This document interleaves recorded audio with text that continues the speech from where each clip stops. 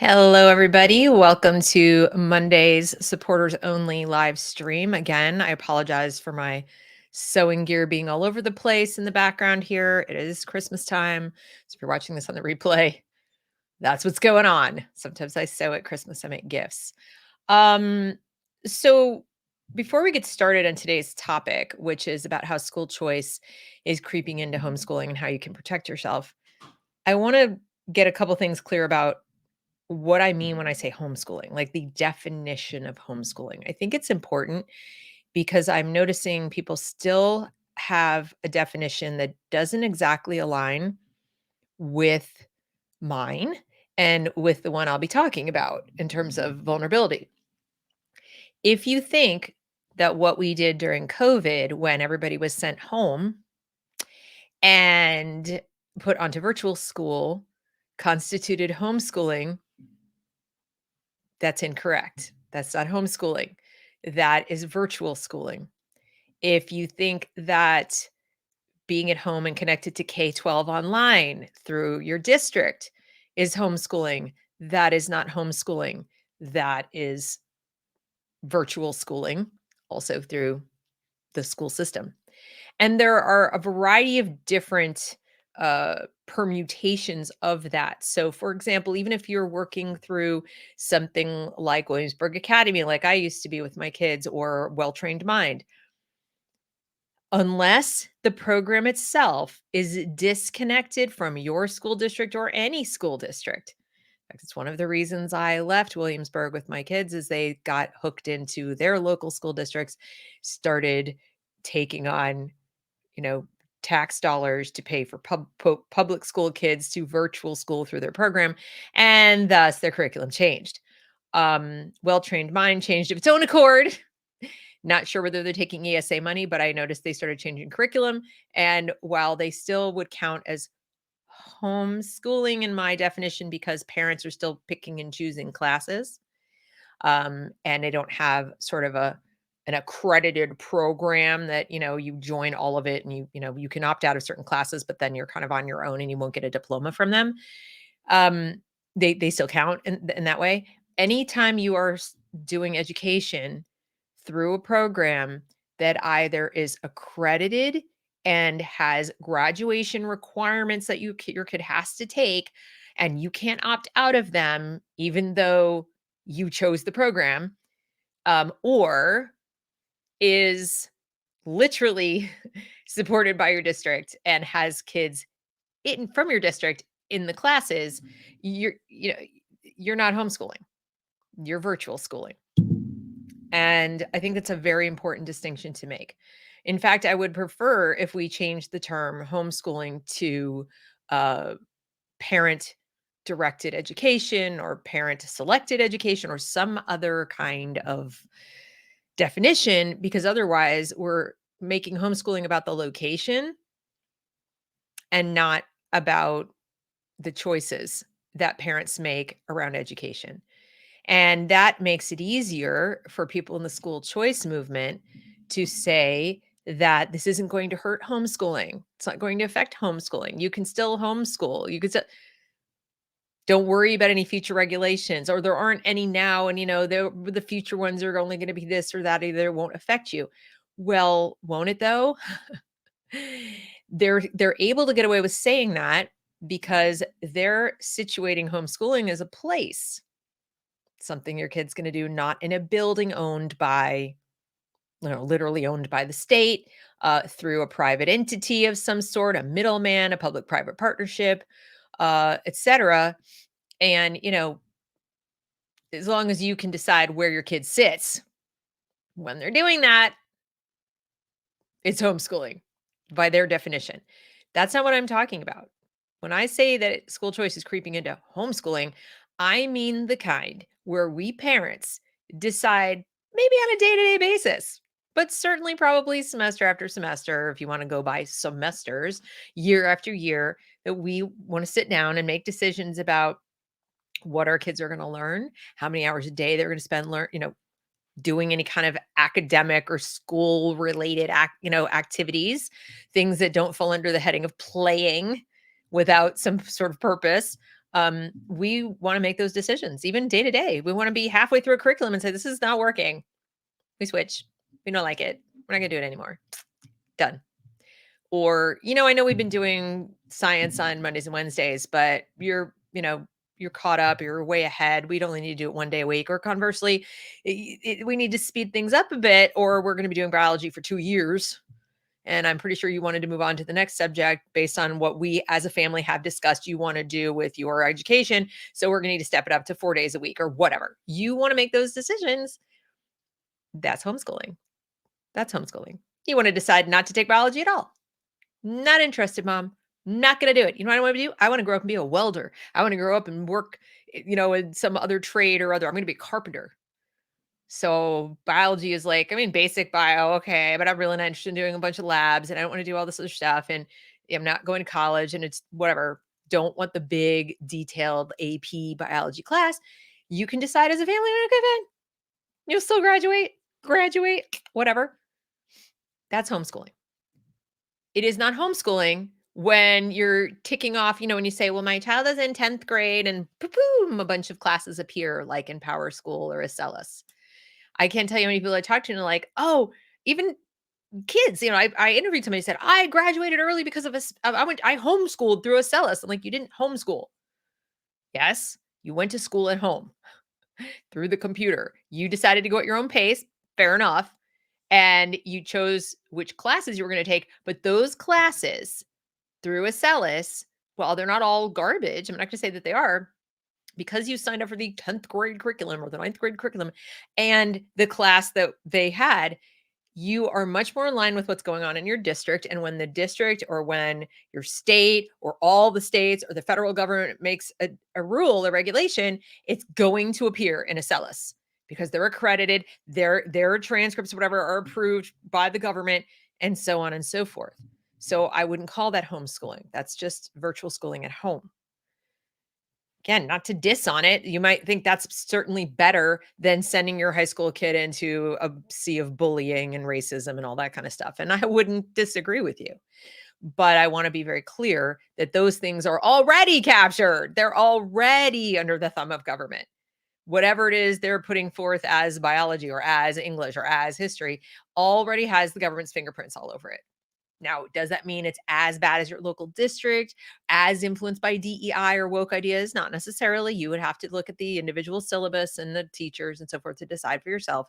It could be less overt, but I can tell you that I went and checked about a month ago into Power School with Acellus, and already there's a box to tick that says highly recommended for SEL. Yes, for SEL to be included in your child's home-based online learning, and how many parents are not going to check the box? Included free. It's included with your fee, and it's a very inexpensive fee per month to do Acellus for an entire grade. You can do 5 classes for the same, like under $30. Very cheap option. You don't even need to take school choice money. Most people, somebody has a job. I think you can spring $25 a month for your kid to have all of school. But it's school. Let's be clear. It is school. It's a set it and forget it outsourcing of your parenting, just like school. It's just in your living room or the cafe or the library or wherever it is you're going. So what I'm about to say doesn't really apply to you if that's what you're doing, because you're already subject to the government's regulation. You're not at risk. It's happened. Okay. The people I'm speaking to with this video are those people who are doing all the parent choices, who are looking at school choice, the movement school choice, the initiative school choice, the legislation, either coming to their state or already having been adopted in their state. And, I want to talk to you about the risks to what you're doing now, your style of these programs and of taking the money from these programs. And it's a tough one because I have always said, you're not under obligation to be a martyr because there's a bad policy. So you might think, I've said in another video, if you can sign up and use the money or have an ESA or whatever without, and your kid is currently like late on in the process and the likelihood of them passing a regulation that's going to affect you is slim, I certainly can't tell you what to do. But if you have young children, still elementary school age children, or your kids are not homeschooled yet, or you're talking to, for example, your nieces or your sisters and brothers, and you have nieces and nephews or grandchildren or whatever, and you want to help them get started with homeschooling, or do you know somebody who's on the fence and they're about to have a baby, things like that. This very much applies to them and will apply to them for the duration of their child's, you know, life, or as far as a child education. Um, and that is that, you know, because the school choice movement defines homeschool as anything not happening inside of a state school building or an official private school, like accredited private school building, and they really consider anything else homeschooling, anything else. They're even into many, they'll say charter school is separate. Okay. But if it's a micro school, I've seen people call that homeschooling as opposed to micro schooling or private schooling. Um, and so you just have to be careful. The concern is that the money from school choice programs, I've said it before, coming from tax dollars, coming from the same pool of money that they redistribute to the schools and the private schools for that matter. They already redistribute money for IDEA funds to private schools that service kids who have special needs, which is parochial schools, for example. They don't not take special needs kids. The only schools, private schools that don't take special needs kids are those that explicitly say we don't have the capacity to do that and we don't take them, and then they probably don't get federal money. And the schools don't even get it directly in many cases. It goes to the district, but their students benefit. In other words, they can accept IDA students because they'll get sent out for services to the district. It still gets covered. The kid isn't missing out. And that's been going on for years. So title funds, just like the colleges, the private schools get it now. Micro schools don't, as a matter of course, but they will with school choice. And these online based programs where you could sign up for a class all the way through an entire year's curriculum, they will get these funds. They will be eligible if they play footsie with the government. In other words, that's already the case. There is not a school choice bill out there that says your program, if you're a vendor, can accept ESA funds no matter what you teach, no matter who teaches it, no matter how, what your criteria or standards are. There isn't one. That's already the case. So when you see any kind of online homeschool provider, homeschool vendor suddenly say ESA dollars welcome or ESA accepted or vouchers accepted, you can safely assume they have already done whatever is currently required of them in terms of accountability, in terms of record keeping, in terms of auditing, telling the government who's using their services, surveillance, testing, anything, whatever it is in your state, they're already doing it, or they wouldn't be allowed to accept those funds. And it means if, as a homeschooler, you decide I'm going to apply for and get the vouchers, the ESA funds, whatever, and take them to this vendor, you're looping yourself into that. You are pulling yourself right into that ecosystem, right back where you were before. And you might think, yeah, but it's better because it's not the same. And Yet. But as we've seen with most government programs, they grow at a rapid clip. They grow in terms of their cost, and they drive up the cost of the services you're using. So your first risk, even before you're risking ideologically, you are risking that you're going to hook your child into a program or a kind of class or a system or a curriculum that you love, that they love, whatever, that is going to be more expensive next year and more expensive the year after that and more expensive the year after that, just like the colleges became when they federalized the student loans. They were going up anyway, but as soon as they did that, it was like, what we subsidize, what happens? The price goes up, it doesn't go down. It seems counterintuitive, but there it is. That is what will happen. That is what will happen. And it will happen for the simple reason that there's a cost to compliance. So that's going to cost the company more to comply. And each year there'll be new little rules, new things they have to get audited for, and they'll have to hire lawyers and accountants and all these things to keep them on the straight and narrow path. And You would think that would be incentive enough for them to go, "Yeah, I don't know that we want that money so badly." But when they see that better than 50% of their customer base are coming waving their vouchers in their face or their ESA money, they're going to be hard pressed to say no, aren't they? They'll lose half their customer base. That's why I'm speaking to the customer base, which is you, the parents. Not that I fool myself into thinking I have such a huge audience. I'm just saying, spread the word. Um, you guys are going to drive this as much as those dollars. So it's a tease. You know, they say there's a reason the cheese in the mousetrap is free, and it's the same here. And the people on the vendor end go, "Oh, yippee, we'll have all this money and we'll keep our customers." The customer side go, "Oh, yippee, we'll have all this free money." And next thing you know, they are both beholden to new standards. And you might have to turn and tell your kid some year, "I know you really love this program, but it's like 50% more expensive than when we started. And we just, even with the voucher, we can't afford it." Or maybe you have two or three kids. That's what happened to some parents with colleges and stuff. They had, the older kid went, they borrowed money, and it was like, "Okay, good, cool. And here's the tuition, and we'll pay for half your tuition, eldest child." Next eldest child comes up, and you're like, we'll pay for 2/3 of your tuition. You got to borrow the rest." The kid's like, "What?" Third kid comes up. "So yeah, we're gonna be able to maybe pay for 1/3 if we're lucky, if we take out a second mortgage on the house, because we're actually still trying to pay for the second child, but yeah, so we're kind of screwed." And third kid's going, "What?" There are families that I've seen that happen, like in the same family, not being able to afford multiple kids. So I think that's going to come into these homeschooling programs and vendors and so on. So think carefully before you take it. Will I be able to afford this moving forward if the cost goes up? Even do the math. 10%, 50%, 20%. What's the most it could go up year over year and you'd still afford it across all your children? Then you need to dig into who did they've got to be accredited. In most states, they're going to, if to take the money, they're going to have to be some kind of accredited, or they're going to have to submit somebody to the government. Look into your state's bill and find out what is it they are going to submit of my information. How are they going to creep into my life, into my kitchen, my living room, whatever, based on me signing up for their class? What are they sending over there?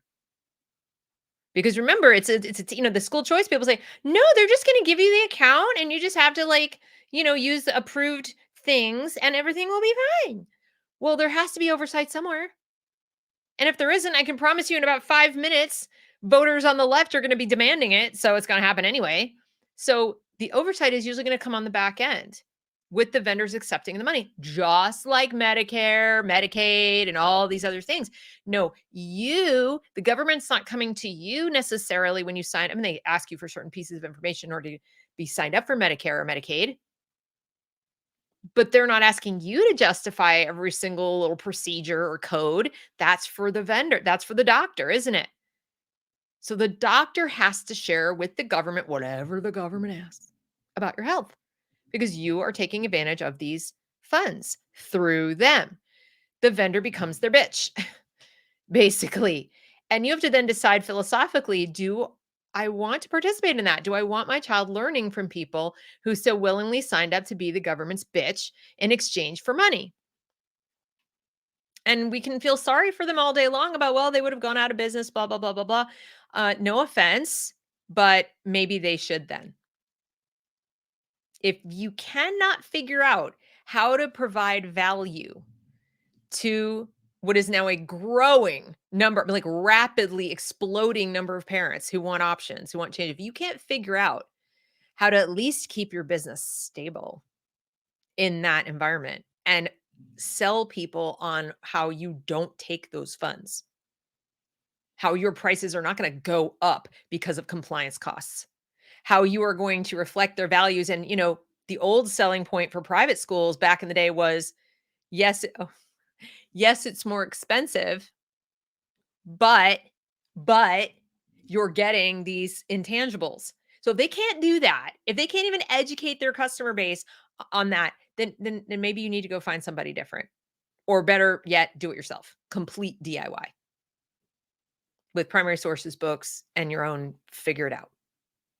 Just figure it out. You don't necessarily even need a curriculum. This is all presupposing you believe you need a curriculum. So that's, it's going to happen. It will happen. And then once it does, and so many people are using it. Remember, just like Obamacare and everybody was signing up and everything. And people said, well, when everybody's covered by insurance, it'll drive the cost down. It didn't have that effect, did it? It drove all the costs up for exactly the reasons I said.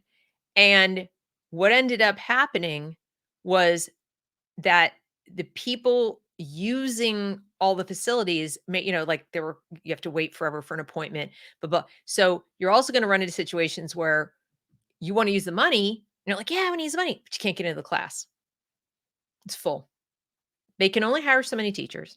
They can only, produce so much. They're going to have to go to AI to service everybody. They have to go to AI or hire the same teachers who were in the public schools or coming out of the ed schools who suck, just to be able to take the money. So everybody goes like, "Oh, it's going to be great. I'm going to have all this free money." To buy what though? What are you going to buy? So in that way, they'll get into the homeschooling environment through the back door. They put their teachers in. The union will even start saying, "Hire our teachers. We'll do you a deal." And they will. Then the government, and depending on the state, will start putting in things like, accountability for title standards, DEI standards, CDC standards. And they can. There's nothing in law that prevents them from saying, you're taking tax dollars for your child's education. Your children need to have well visits and vaccines. And if one of the reasons you're homeschooling is to avoid that, hello. The other thing that is not prevented, there's nothing that's really going to protect you at the moment, is doing checks on your child's mental health. So if they can mandate well visits and vaccines, they can mandate psych evals. And just yesterday, I found an article and I shared it out into Twitter/X, whatever, about the new, and I'm going over, it's not a Distant Dispatch, the CDC's new booklet on mental health in schools and using the schools for that. An article about the hidden mental health problems of homeschoolers. They're hidden, you see, because they're the beyond the reach currently of the checks that are happening in public school and even in private schools, where they've got the teachers and the admins and all these people with their eyeballs surveilling your child and saying, "Oh, we think this child has mental illness. Now something needs to be done." But those poor homeschool kids, they're beyond the reach. When will they not be beyond the reach? Quiz question. As soon as those parents are taking tax dollars, they will not be beyond the reach. It is an engraved invitation to government to come into your life. Oh, you would like the money, would you? Oh, of course you would. Yes, I imagine that you do. So here are the forms you're going to need to fill out in quadruplicate. Take them to your doctor. Get them filled out. We need to make sure that your child is mentally healthy enough to do. And some of you might be watching this and saying, "Okay, Deb, I'm with you so far, but so I'll just not take the money. I just won't take the voucher. I just won't take the ESA. I won't set it up, whatever." And I'm thinking, well, yeah, that ought to be a given. Okay. But I'm sorry to tell you, I think you need to go a little farther than that. And so the rest of this was how to protect yourself. You need to go a little farther than just not taking the money, because what else characterizes these government programs is the way they eventually universalize themselves. In other words, we already have regulations in every state around homeschooling, with maybe two exceptions where you don't have to do anything, like Texas, when you don't have to do anything. Okay. But with school choice, even that's going to go away. But if you live in a state now where you already have to tell them you're homeschooling, you already have to keep a standardized test on file, or you already have to keep an attendance record just in case they call you in, or you have to submit documents proving you have a high school diploma so that you can be the teacher, you have to say who's in the school every year. If you already have these, as most states do, and some have even more than that, they start adding all this stuff. They become barriers to entry. It's like saying, I can own a gun in New York. Sure you can. After you spend thousands of dollars and jump to 17 hoops and wait forever and a day, and, then yeah, okay.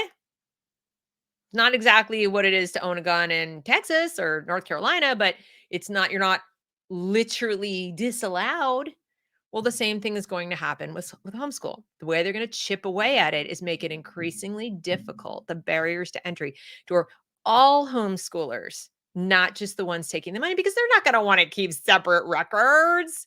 Do you really think they're going to give a separate record? That's going to be their excuse. We don't want to give a separate record in our bureaucracy. No, we want a huge bureaucracy that y'all pay for with tons of new jobs that will never go away. But we're not going to have records for the people doing it totally bespoke on their own without the money and people taking the money. They're not going to do that. That's going to be their excuse. Their excuse is going to be homeschoolers, period. Take the money, don't take the money. That's your business. And then the only reason not to take the money will be that the vendors you could legit spend it with are not vendors you even want anymore. Which, of course, is another risk that vendors that you like now will get corrupted, wake up one day and go, oh, shit, we're no longer the great and wonderful whatever that people came to rely on for decades as being a wonderful source of high quality curriculum. We're now just another version of the woke shit they're selling in the public schools.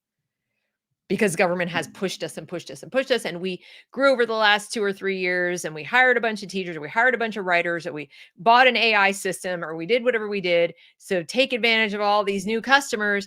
And now we're on the hook. And our business model is such that if we walk away from this money, we will go under. We will literally cease to exist altogether, which of course has some people in government and the union going, yes, that will be fun. The other thing is that your taxes are going to go up no matter what. You see, what I'm trying to do is get you to actually actively oppose school choice movements and to actively support any candidate who says, I want to pass something or I want to put into law permanent guardrails on so-called school choice to protect homeschooling, like real homeschooling, and to keep the government surveillance out of parenting, period. For all children, for all parents, even the parents in public school, but for shit sure, the parents are doing it themselves and not outsourcing their parenting. Because that's what homeschooling is doing the parenting yourself, not outsourcing at all. And the only people who should get your vote are the people who see it that way. And the people who are not going, I'm getting you school choice. Aren't you excited? Don't you love me? I'm getting you free money that you didn't even pay in the first place. No, it's just a tax credit. Well, if that's not a euphemism, it's not a tax credit is on my tax form. I check a box that says, I don't owe you this amount of money because I spent it on my kid's education. Bye. Whatever that amount is from my income, my money that was in my wallet. And then you want to take it from me? I'm going to say no because I educated my kid and we're all good. That's a tax credit. What they're calling a tax credit is actually the same thing they call those earned income tax credits. Money from people who earned it to people who didn't. It's not dependent on your income. It's not, it is dependent on your income. And if you didn't make enough income, they give it to you anyway from somebody else's pocket. That's not a tax credit. That's welfare. But they're calling it, the school choice movement even is going along with them calling it a tax credit. Their lies never cease. And so if you don't oppose this, vigorously oppose this, you are tacitly supporting the growth of government that is going to come into your house. One or the other, it's going to come into your house. Next thing you know, you're going to wake up one day and sign up, go register your kids for your homeschool for the next year. Or you'll get a letter in the mail saying, we know that you registered for the first time. Like in North Carolina, we do it one time. We don't have to do it again. You just have to tell them every year how many kids are in your homeschool this year, but you don't have to sign up again. But they have been known to send out letters saying, oh, there's a new thing. New little compliance thing that you have to do. Send us blah, blah, blah, blah, blah. That's going to happen. From now on, you need to have your wellness checks on file with us or on file in your file. Otherwise, there'll be a penalty of blah, blah, blah, blah, blah. And of course, then you have to wonder, is my doctor going to be reporting who came and didn't come for their wellness visit? Do you even have a doctor? Do you even go to well visits? Most homeschoolers I know don't. A lot of them are like, I'm not going. I don't believe in well visits. Doctors in medicine today don't keep your kids well. They treat sickness and they look for sickness. And half the times they miss real sicknesses, and they misdiagnose ones that don't exist. For the longest time, oh, your child is asthmatic. Here, inhale all these steroids that she totally didn't need because she didn't have asthma. But they made her worse for, like 7 years of her life. Yeah. So a lot of homeschoolers are homeschooling because they don't want to be forced into vaccines and well visits. There are like dozens of reasons people choose to homeschool their own kids and not hand them over to the government. Well, I submit to you that school choice ought to be added to the list of why you want to go without them. It's not like, oh, yay, I can go homeschool now. It's, I really have to, because what they're signaling is we, the government, think that we have the authority to use your tax money to come into your house. It is not the benefit everyone says it is. And it's really kind of sad when you hear people say, the money's going to follow the children. The money. You mean other people's money? It's going to follow the children into their house. And everybody's going, yay. Or they'll say, then don't take it. Corey DeAngelo says all the time, don't take it. Don't take the money. Well, I noticed, Corey, because that's always an answer to the question of what about homeschoolers? They're going to eventually regulate homeschool more than they are now. Well, don't take the money. Well, I noticed you didn't deny that it is an expansion of government. You didn't deny that you're okay with the socialist system that it represents. You don't deny that it is a compulsory socialist system. Your solution is don't take the money. I'm not on Medicaid. I'm still paying out the ass for other people to be on Medicaid. I'm not on Medicaid, but I still have to wait in line behind people who are to go to the doctor. I'm not on Medicaid, but the standard of care has declined because of all the people who get medical entitlements. Don't you think it's going to be the same with education? Why wouldn't it be? I have yet to see anybody come and say, no, no, no, no, this is different because, and give me a reason. What's the reason? And all of that will drive taxes up. Why wouldn't it? First thing that's going to happen is the unions are going to come and cry, well, money is going to underfunded because they're sending the money to the private schools. They're sending it over to people who are homeschooling. School bond, which will pass because school bonds always pass. Your taxes go up. Or we need a property valuation because we don't have enough people are enrolled in the school. We don't have enough money for the per seat, blah, blah, blah. They reevaluate the properties. Suddenly, your property tax bill, there you, the homeschooler, are like, oh, that's all good. Yeah, suddenly you can't afford to live in your house. To homeschool there or, do anything there. You can't afford it. Your taxes just jumped up by a big percentage to keep all of this going when it shouldn't have been going through the third party of the government in the first damn place. And now what happens? You maybe have to sell your property. Who's going to be right in there to buy it for you? Could be BlackRock, could be just somebody else who wants to buy a bunch of properties. Who knows who it's going to be? But then where are you going to go live? Right? Now you have to move. Or you're just going to pay out the ass for that. And then maybe one of you has to go back to work and you can't homeschool anymore because now you need a double income. There are consequences. There's no such thing as free money. And instead of fighting, the same people who are so independent, they're saying, I'm going to go educate my kids myself, are saying, yeah, but don't you think it's a step in the right direction? It's like, wait a minute. So you're all about independence and doing it yourself and taking responsibility for raising your own kids, but you still want the entitlement. You still want the government handout. You still want your neighbors to be compelled to pay for it. Well, I need to pay for it. Then what you should be fighting for is to not have to do that and no more. You don't you cease to have any kind of credibility when you're okay taking, for example, $7,000 per child from other people's tax money. I don't pay $7,000 per kid from this address in taxes to my state or my county. I don't. So if my state adopted the $7,000 per kid, which is what a lot of these states are doing, that seems to be the magic number. Somebody someday will look back and tell us why it was the magic number. And I can almost guarantee you it was tied to like, what's the magic number to get people addicted and controlled? Okay. They did something. I promise you they did. And if I were to do that when it was, let's say, during COVID, I would have had $21,000 to spend on home educating my 3 kids. I honestly, I don't think I could spend that. Now that might be 1 year of tuition at a fancy private school, but not for homeschooling. You don't need that. So why would you like who is taking that? And then now we have states already. I just saw it yesterday. States are already haggling. In one state, I think is it Oklahoma or one of those that just passed a bill deciding what will be acceptable to use ESA money on for education and what won't.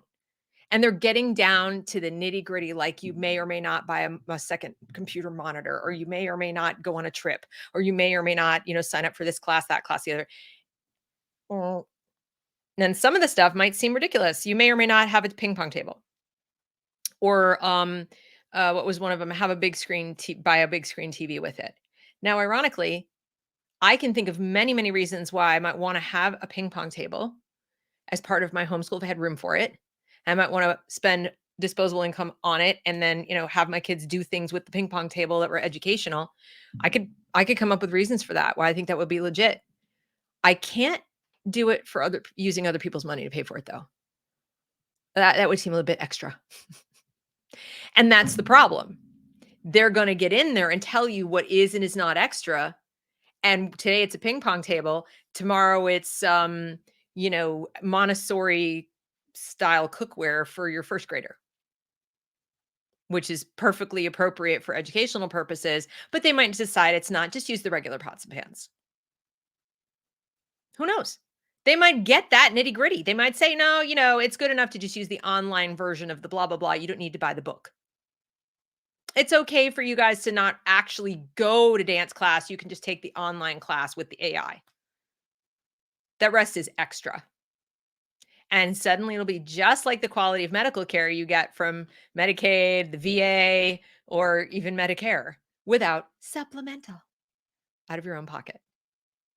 So how's that going to be for fun? Your taxes get jacked up. You've got all kinds of regulations. You've got to go for well visits, get your kids shots that you didn't want to get in the first place. You got the money from the government, but the courses and shit that you're paying for with it went up in price.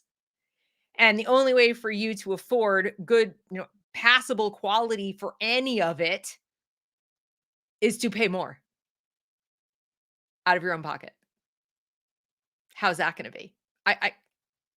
I am confident in making the prediction that that is where we're going to head, unless people stand up and say no, no more.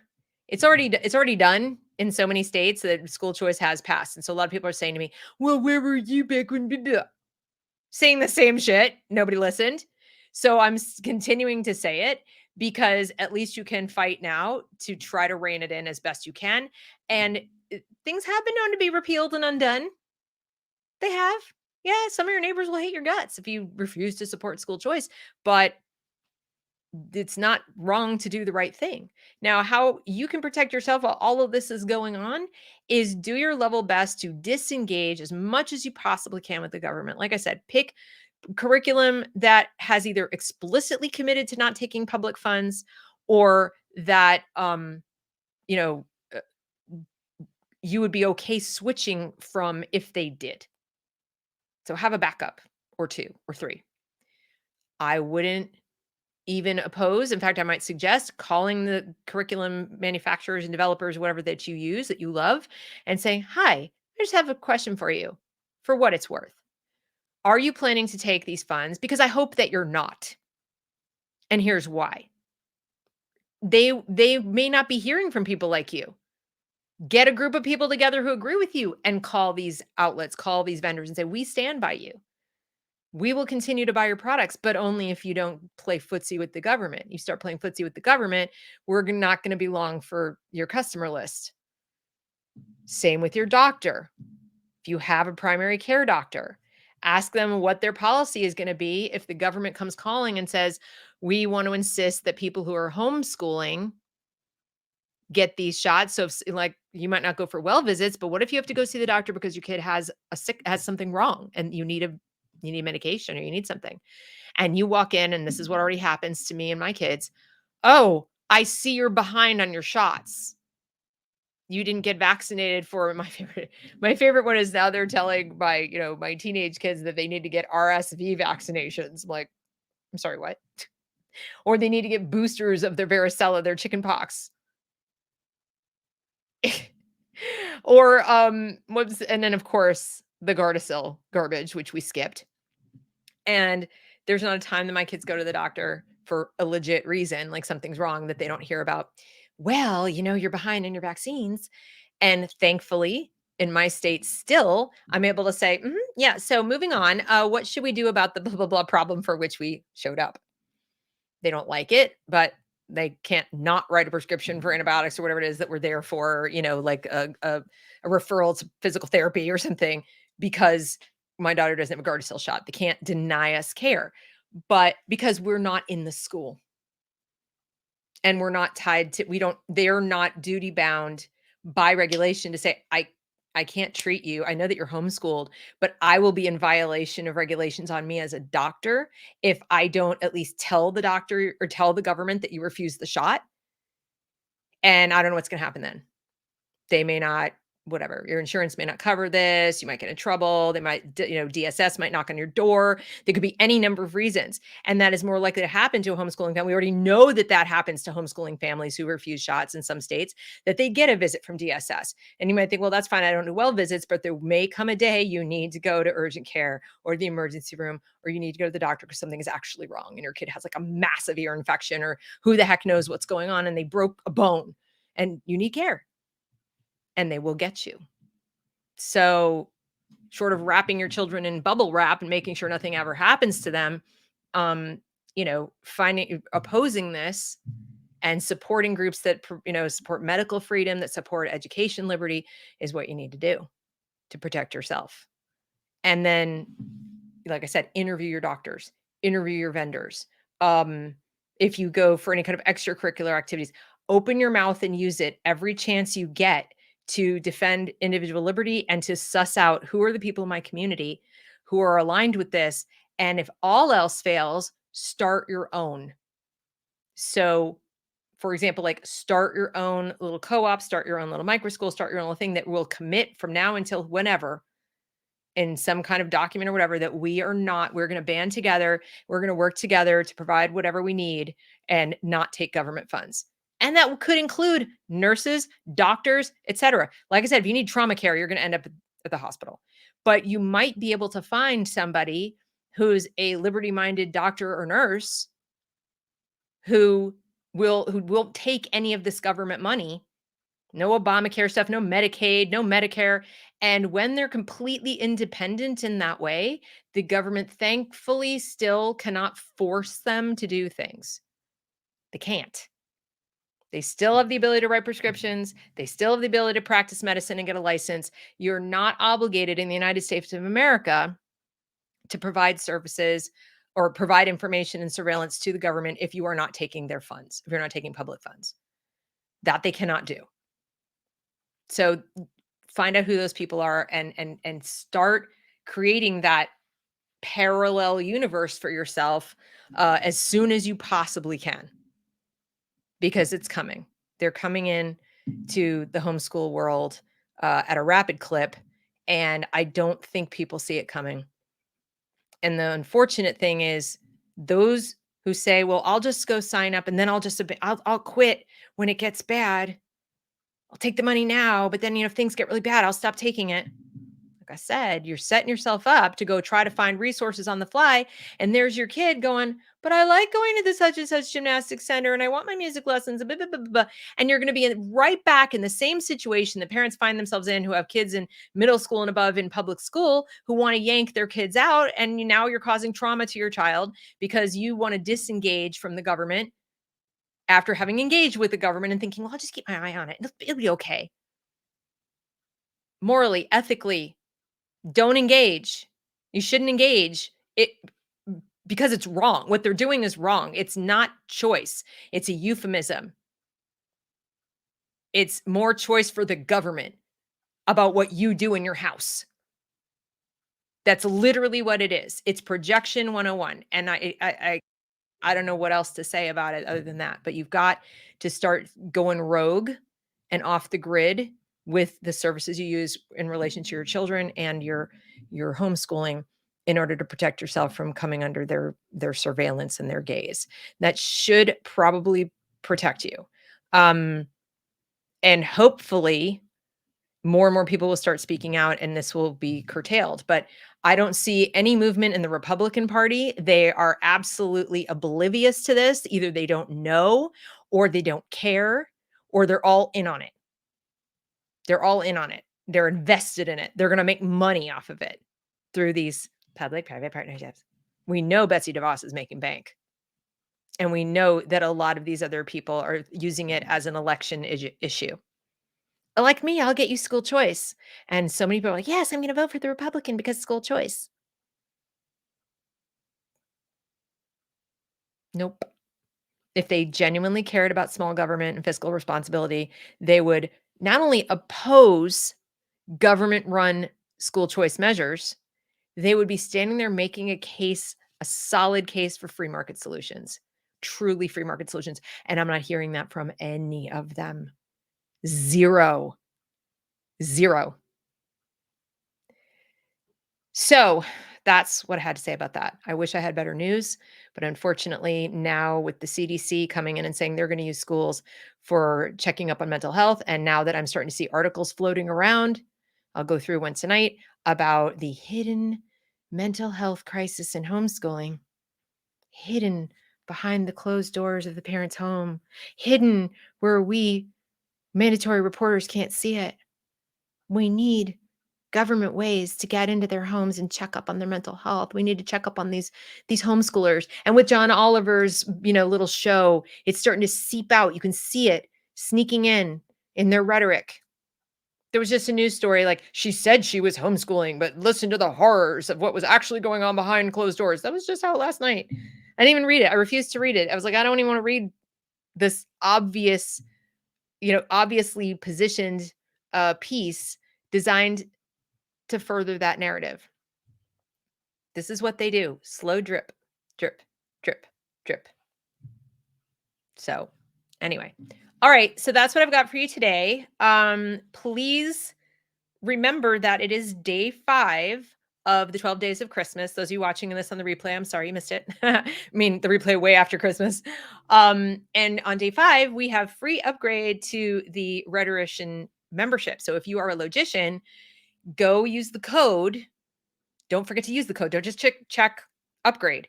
Use the code to upgrade and you will have you'll be locked in to your current price, but you'll be at the upgraded level and that's free and you'll get the benefits that come with the higher thing, which includes, requesting shows, which includes private access to me, which includes a 20% discount, which includes tutoring discounts, includes a lot more stuff, and the affiliate program. So then you can turn right around, take your affiliate code, recruit some of your friends, and get paid for anyone who signs up. So you can do that like today, but only today until midnight. And then tomorrow there'll be another deal. So I just wanted to put that out there. It's a pretty good one. That's about it. Thanks for watching. And I hope those of you, again, who are able to be there live tonight because you're watching this Monday, the 17th of December, 2023. We'll come to the Dissident Dispatch show tonight. Those of you watching on the replay, go back and look for it in the archives. And it's going to be about the CDC's new mental health in schools program or, guide for schools of how to do it, how to make sure that you're taking care of kids' mental health in the public schools. Yeah. If only we all learned history about the involvement of government in the definition of mental health and the so-called protection of it, promotion of it, I should say. All right, you guys, have a great rest of your day, and we'll see you later.